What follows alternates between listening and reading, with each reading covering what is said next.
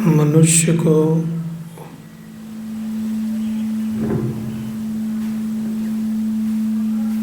संतों के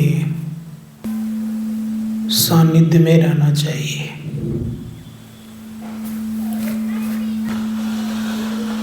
सानिध्य में रहने से क्या होता है कि संत के घर में सदा दिवाली।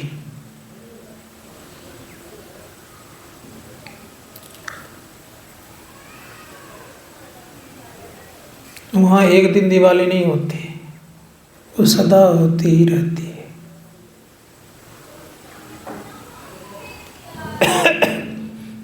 इसलिए संतों ने कहा कि दिवाली अगर करना हो तो संत के यहाँ सदा दिवाली होती रहती है।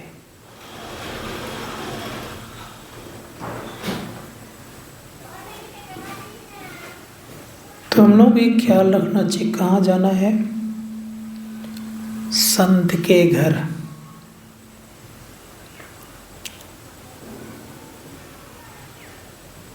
संत सुंदरदास जी महाराज ने कहा, जादिन संत पाहुने आवत, कोटि तीर्थ अनहान करे, दर्शन ते फल पावत। जिस दिन संत आते हैं, कोटि तीर्थ अनहान करे, दर्शन ही फल पावत। दर्शन से फल प्राप्त कर लेते हैं। इसलिए संत के यहाँ जाना चाहिए।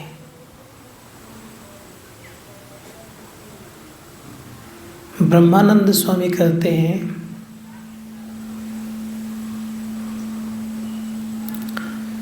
संत मिले तो मैं मिल जाऊं, संत न मुझते न्यारा, ओधो मोहि संत सदा ते प्यारा। ब्रह्मानंद स्वामी जी महाराज ने कहा, भगवान श्री कृष्ण का वचन भगवान श्री कृष्ण से कह रहे हैं, भगवान श्री कृष्ण कह रहे हैं कि संत मिले तो मैं मिल जाऊं, संत न मुझते न्यारा। मुझसे संत अलग नहीं है।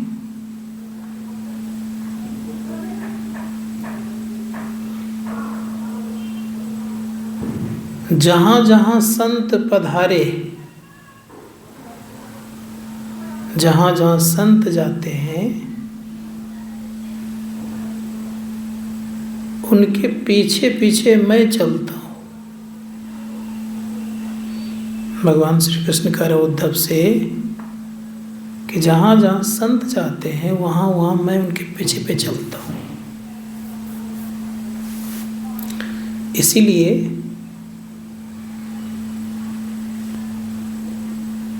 संत के घर में सदा दिवाली होती रहती है।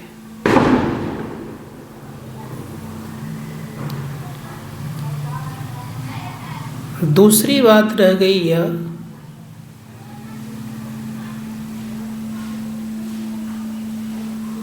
संत कबीर साहब कहते हैं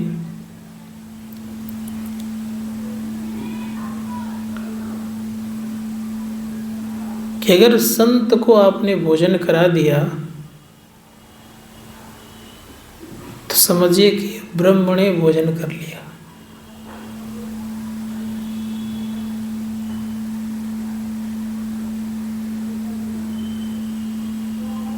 तो हम लोग ख्याल रखना चाहिए कि संत के दरबार में समस्त देवी देवतागण पधारते हैं।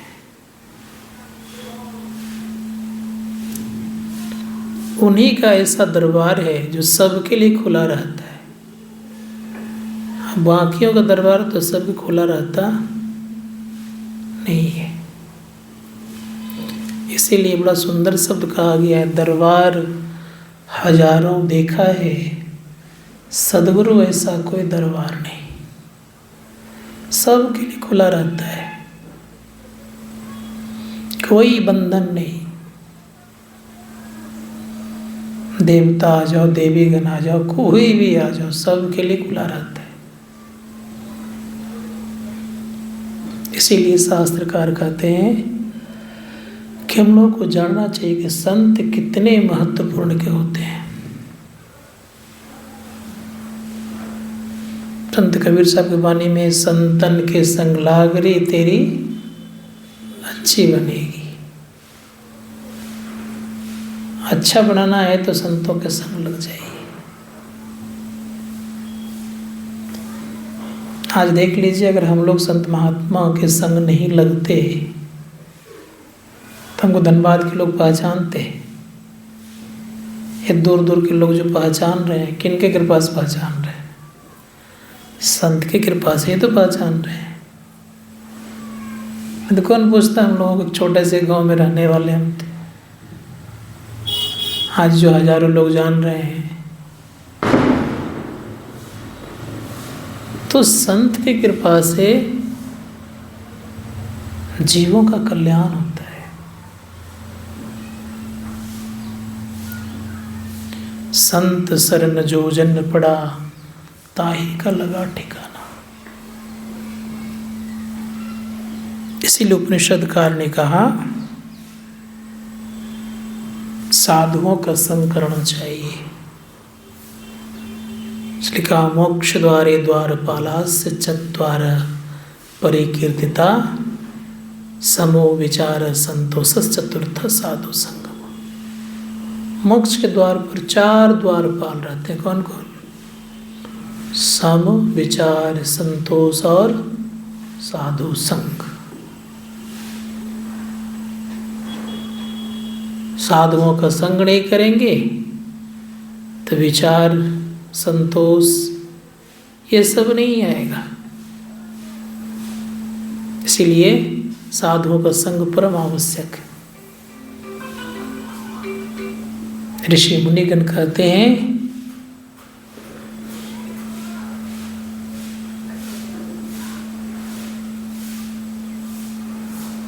साधुओं के शरीर में, संतों के शरीर में, संत के शरीर में सभी कोई रहते हैं। भगवान श्री कृष्ण से पूछा कि आप किनका ध्यान करते हैं? आपका ध्यान तो ऋषि मुनि संत महात्मा करते हैं, आप किनका ध्यान करते हैं? भगवान श्री कृष्ण ने कहा कि जो आंख से नीचे रहते हैं ना, मैं सबको आंख से देख लेता हूँ। हाँ, जो सबके परे रहते हैं उनको देखने के लिए मुझे ध्यान करना पड़ता है। तो संत सबसे परे होते, इसलिए उनको देखने के लिए क्या करना पड़ता है? भगवान को भी ध्यान करना पड़ता है। तो हम लोग को ख्याल रखना चाहिए कि संत को देखने के लिए जब भगवान को ध्यान करना पड़ता है, तो हम लोग अगर संत के शरण में जाएंगे तो हम लोग को उद्धार नहीं होगा, अवश्य उद्धार होगा। तो हमारे गुरु महाराज कहते थे कि संत ही राह बताते थे, अंध बने फिरते बाहर। अंध बन करके बाहर बाहर भटकते फिरते थे।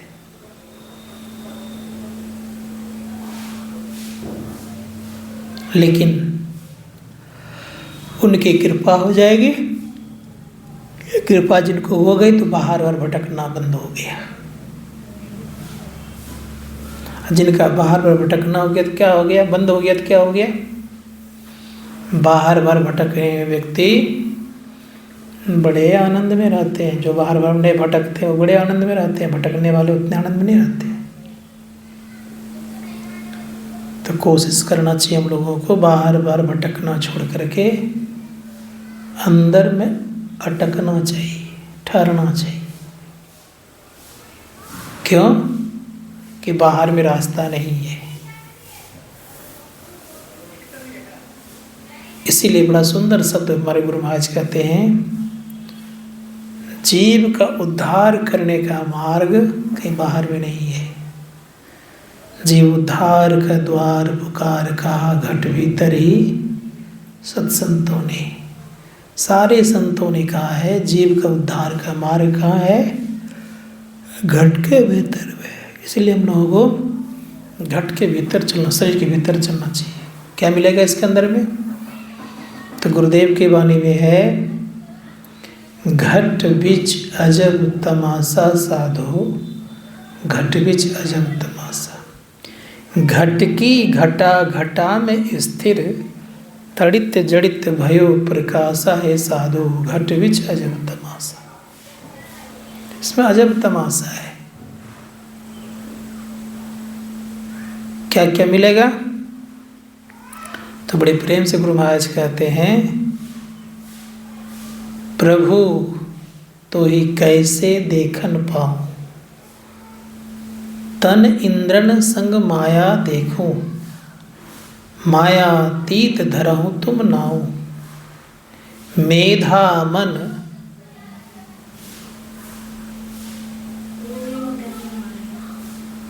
मेधा मन इंद्रन गहे माया, माया में रहूं लिपटाऊं। संत महात्मा गण कहते हैं कि हम लोग माया में लिपटाए रहते, किस कारण से? इंद्रन मन गए, इंद्रन मन और इंद्रियों के चलते हम लोग माया में लिपटाए हुए। इंद्रन मन और बुद्धि परे प्रभु, इनसे इंद्रियों के चलते रह करके हम लोग कहाँ रह गए? इस संसार में रह गए। इंद्रियन मन और बुद्धि परे प्रभु, वो प्रभु कहाँ है? इंद्रियों और मन से परे हैं, बुद्धियों से परे है। इनसे हम लोग को ऊपर उठना है। तो जो इनसे ऊपर उठेंगे वही व्यक्ति सुंदर जगह जा सकते हैं। तो भगवान श्री राम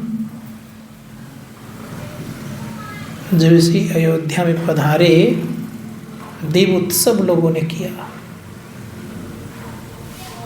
घर को सजाए, रंगोली बनाए, खूब नाच गान की। भगवान पधारते तो नाच गान होता ही है। जब भगवान चले गए थे अयोध्या, तब क्या हुआ था? सारे के सारे लोग वीरान हो गए थे। दशरथ ने प्राण छोड़ दिए। क्यों छोड़ दिए?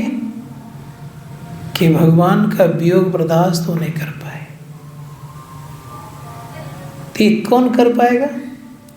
जिनके 10 इंद्रियां बस हो जाती है, उन्हीं व्यक्तियों को दशरथ कहते हैं। ठीक है, उन्हीं के यहाँ राम का अवतरण होता है। और उनके यहाँ जब राम का अवतरण होता है, राम का दर्शन होता है, तब वो वियोग सह नहीं सकते। तब उनका वियोग सहना मुश्किल हो जाता है। और जब दर्शन कर लेते हैं लोग और वो चले जाते हैं तो बर्दाश्त नहीं होता। तो मीराबाई रात रात भर रोती थी। क्यों? कि दर्शन हुआ था, अब फिर नहीं होता तो रोती थी। इसीलिए मीराबाई कहती है, अगर मैं जानती प्रेम कर्ण दुख होत, तो ढिंडोरा पीट पीट कहती मत करो कोई प्रेम। रोक रही है कि प्रेम करने से दुख होता है। मैंने कृष्ण से बहुत प्रेम की, अब मुझे दर्शन नहीं दे रहे हैं तो दुख हो रहा था। इसलिए कहती है, अगर मैं जानती कि प्रेम कर्ण दुख होता है, ढिंडोरा पीट पीट कहती मत कोई करो प्रेम। तो विचार करना होगा हम लोगों को कि ईश्वर दर्शन जब अपने अंदर में होता है तो सदैव याद रखिएगा, लोग